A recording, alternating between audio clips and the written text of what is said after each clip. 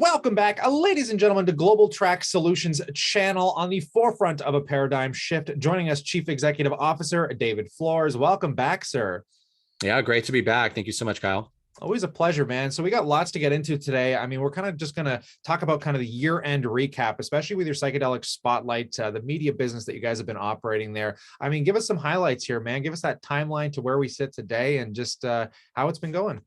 Yeah, for sure. So, when we headed into 2021, our objective for Psychedelic Spotlight really was how do we turn this into a tangible asset for Global Trac Solutions and PSYC?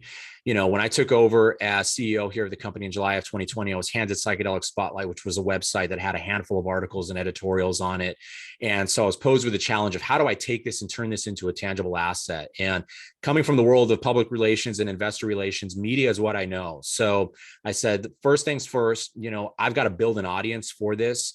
And so that's what we went to work on. So a lot of 2020 was sort of just spent on setting the foundation for Psychedelic Spotlight, sort of getting our groove in terms of our content, finding our sweet spot, what was really resonating with the medicinal psychedelics community out there, and really beginning to implement, some really clever SEO optimization strategies and working that into the content we were developing to make sure that, we were getting our content in front of the right eyes and understanding how important that was going to be in terms of ranking on Google. And so, I came on here, about a year and a half ago, and I said, listen, my ambitions for Psychedelic Spotlight is to evolve it into the most prominent news and information platform for the medicinal psychedelics industry. A lot of people laughed at me. A lot of people said, okay, sure, good luck, kid. But here we are, year and a half later. We are the top ranking psychedelic news site on Google. We are seeing consistently more than 500,000 page views to the website every single month. And more importantly, we have built a brand identity for ourselves. We are known throughout the industry, and we are respected throughout the industry. So we've established that audience, which now sets us up sort of for the next phase. And that is monetization. I know that's been a big question that a lot of people ask is, where's the monetization element in all of this? How are you going to monetize this and create value here for the company? And so again, building the audience was step one. Now that we've done that, it's allowing us to kick off some of our other things that we're working on with Psych Media Services. You can go to psychmediaservices.com. That's where we've got all of our service packages that we are now offering to companies within the medicinal psychedelics space. We've got sponsorships, advertisements, PR type services. We're rolling those out, and we're really hitting the streets hard with it right now and seeing a lot of really great interest and picking up some great traction on that. So for me, Kyle, it's been exciting to see the evolution of Psychedelic Spotlight here over the last year. I feel like we have hit the milestones that we set for ourselves. We've come a long way in terms of where we were just a year ago, or even at the beginning of the year. And so for people kind of asking, okay, what's the big picture? I continue to tell them, we want this to be the largest media platform for medicinal psychedelics. And I believe, based on what we've been able to accomplish so far, that we remain on track and on a path to being able to accomplish that.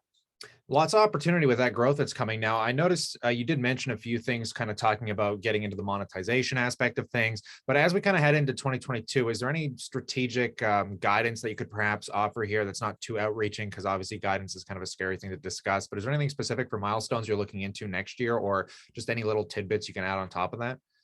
Yeah, I mean, of course, it's tough to, I can't say everything right now that we've got in the works, but we do have some exciting things, that we are working on in terms of partnerships that we believe are going to help to expand our reach and grow our audience here within the space. Of course, being able to expand upon our media services is critical, because that is our opportunity to create a very reasonable revenue stream here for the company, which then starts to open up, other potential opportunities here for us. So that's going to be a critical focus, right, going into 2022 is, really expanding on those media services, working with as many companies as we can here in this space. And really, I think the encouraging thing here is we are now starting to see companies reach out to us. I think they're recognizing the power of our platform and that they can leverage it for their benefit. So that's been very encouraging for me to see some of these companies within the space saying, hey, how can we get on your platform? How can you guys help us out?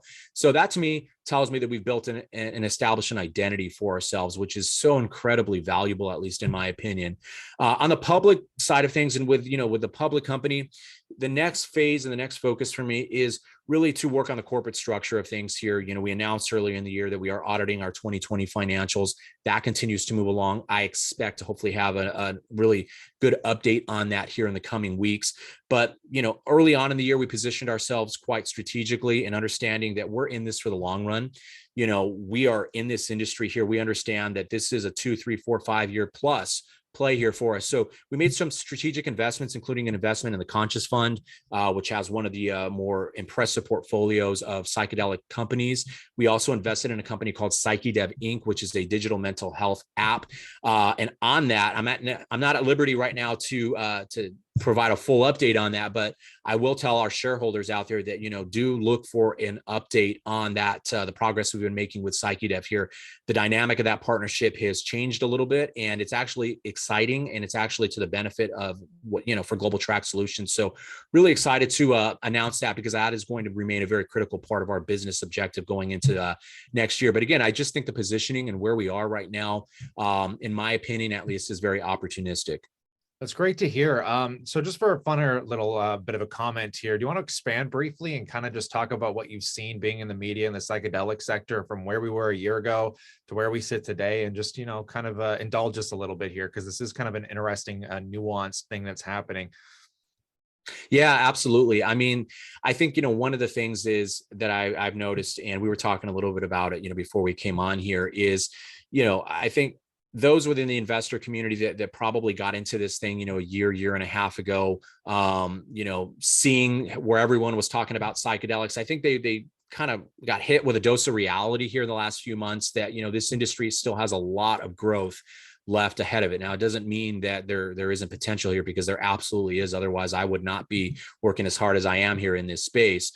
But the path ahead is still, it's still a long one. But again, I always pay attention to milestones, and, we look at the different clinical trials that are ongoing with multiple companies like Compass Pathways, MindMed, Field Trip Health, you can name several others, and you look at the progress that they are making with their respective clinical trials and their respective psychedelic based drugs. And it's moving forward. It can't move forward at light speed, unfortunately. That's just the nature of pharma.